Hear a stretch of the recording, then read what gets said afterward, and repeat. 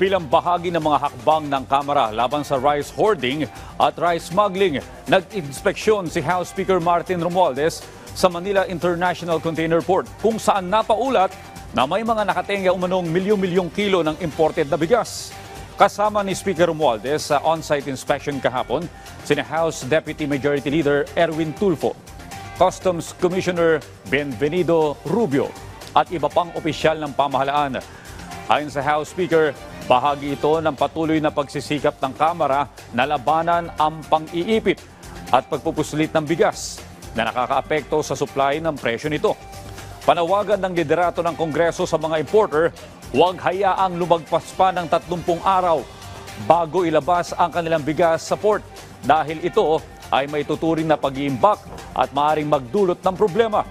Hiling ni Romualdez, magtulungan na lamang sana ang lahat para sa kapakanan ng bawat isa.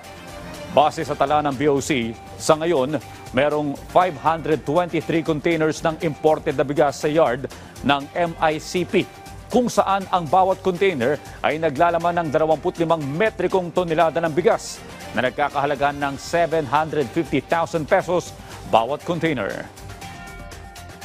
Biski sa customs, pinagsasamantala nila yung period.